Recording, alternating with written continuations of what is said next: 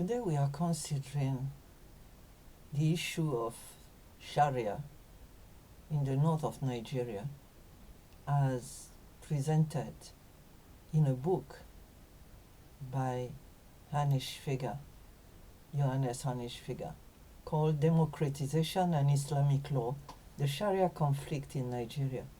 This was published in 2008, but is still very relevant.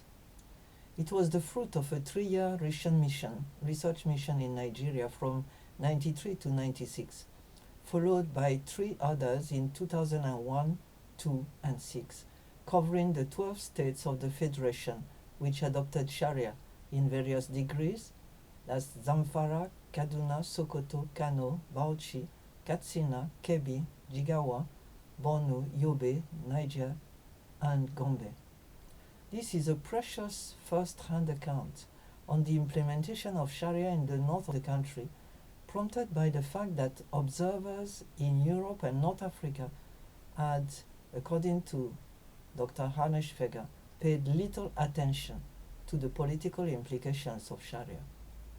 It was based on interviews with local informants, personal observations, and the scrutiny of archived documents, media articles, religious tracts, the Quran, the Bible, and academic publications. Central to the book is a critical study of Sharia in the context of Nigeria's return to democracy, ethnicity, and politics, and its effect on both on the Muslim communities and Muslim-Christian relations. The author first attempts to reconstruct some of the reasons that led to the Sharia campaign, going back into history up to the 1804 Usman Dan Fodio's jihad, which presented Islam as the only unifying factor between Fulani, Hausa, Nupe, and Yoruba. For the author, the colonial period which followed was, unquote, a blessing for the spreading of Islam, as, unquote, as the British closed the region to Christian missionaries.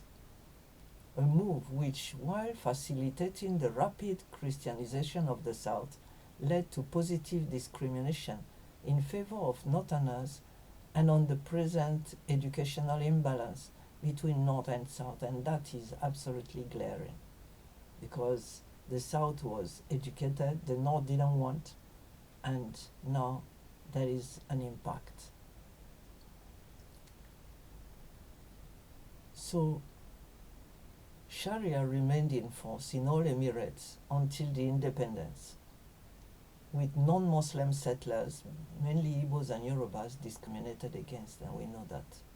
For the author, Nigeria's transition to democracy upset the balance of power and aggravated ethnic religious tensions.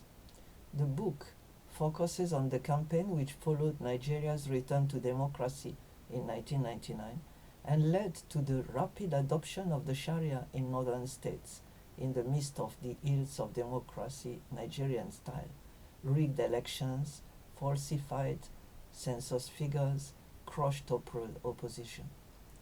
The push to implement the Sharia, often supported by northern intellectuals and coinciding with the election of a Yoruba head of state that signaled a power shift from north to south, is seen as an attempt to assert the Northerners' rights to self-determination. This development has been used to exert power over politicians from the South, with the express Muslim aim now being the introduction of the Sharia throughout the Federation. The author highlights the fact that the Sharia campaign launched for political reasons, yet often inspired by genuine religious motives, rapidly gathered momentum, fast becoming the expression of the masses' growing distrust of the government. It was then embraced by activists whose zeal saw it as a tool to subject the lukewarm elite to public control. Religion, which in Nigeria permeates all aspects of life as we know, has been traditionally seen as a way out of economic and moral decline, and several chapters expand on the way Sharia was introducedly taken as a panacea a restorer of morality and sanity, an alternative to the perceived failure of democracy and Western models of government, the state's weakness and lack of control of lawlessness. The author equally suggests that it was also seen as a positive alternative to the perceived abuse of freedom manifested in the South in the summary mob executions occasionally targeting armed robbers. Yet, the study reveals the gulf between the claims of regional state governments and religious clerics on one hand, and the effects of the application of Sharia on the other, and it goes through a catalogue of ills, violations of human rights, gender inequalities, the restriction of freedoms, and legal insecurity affecting schools, media, law courts, and daily life. Added to that list are the decline of central government authority, the disregard for the federal constitution, and the growing restrictions to non-Muslim forms of worship. The author highlights the fact that Sharia implementation, seen by its advocate as a dividend from democracy, a unifying force transcending ethnic antagonism, and a means of quelling inner Muslim rivalries by pointing to a common enemy, have led to the exclusion of non-Muslims from important aspects of public legislation and to the marginalization of Christian minorities. This has in turn brought about bouts of documented, widespread and growing unrest and violence throughout the North, in particular in the states of Kaduna, Kano and Plateau. It may be true that in most cases, religious antagonism are interwoven with ethnic conflicts, dispute over scarce land resources, and rivalries in local markets.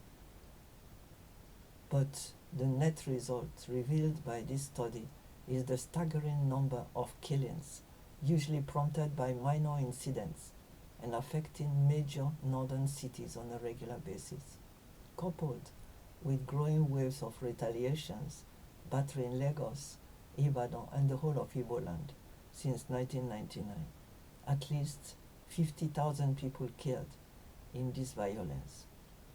Christian minorities have termed the introduction of full Sharia an irresponsible madness and accused Sharia politicians of breaking the religious compromise that had held the multi-faith country together since independence.